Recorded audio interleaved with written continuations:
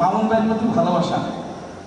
মামুন ভাইকে আমি আসলে নিজের ভাইয়ের মতো আসলে শ্রদ্ধা করি, ভালোবাসি এবং গ্রিন ডটটাকে আমি আমার নিজের কোম্পানি মনে করি। তো গ্রিন ডটের আমি নিজেকে সবচেয়ে বড় শুভাকাঙ্ক্ষী মনে করি। আর একটা সময় ছিল, খুব বেশি দিন আগের কথা না, এটা আপনারা যারা এটা নিয়ে কাজ করেন পিউরিফায়ার্স ডিপার্টমেন্ট নিয়ে তারা হয়তো জানেন, গ্রিন ডটে যদি কোনো প্রোডাক্ট স্টক আউট হয়ে গেছে মানে সেটা হচ্ছে বাজারে আগুন লেগে গেছে।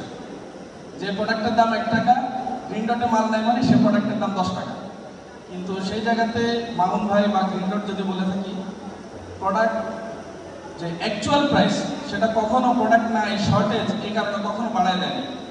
ওনাদের এই যে নীতি, এই নীতিটা আমাকে খুবই আকৃষ্ট করছে এবং আমি নিজেকে আসলেই লয়াল কাস্টমার মনে করি গ্রিন ডটের।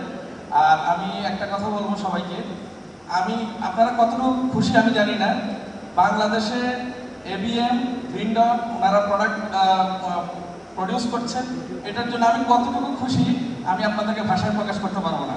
এর জন্য আমি একটা স্লোগান দিতে চাই, আপনারা আমার সাথে দয়া করে স্লোগান দিবেন, গ্রিন ডট জিন্দাবাদ, গ্রিন ডট জিন্দাবাদ, এবিএম জিন্দাবাদ, এবিএম জিন্দাবাদ, মেড ইন বাংলাদেশ জিন্দাবাদ, মেড ইন বাংলাদেশ জিন্দাবাদ, মেড ইন বাংলাদেশ জিন্দাবাদ, মেড ইন বাংলাদেশ জিন্দাবাদ।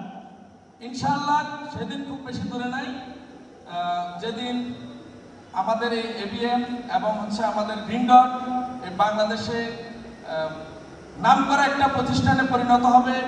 এবং বর্তমান প্রেক্ষাপটে আমি যদি বলি, এই পিউরিফায়ার সেকশনে একমাত্র গ্রিন ডট হচ্ছে অপ্রতিদ্বন্দ্বী।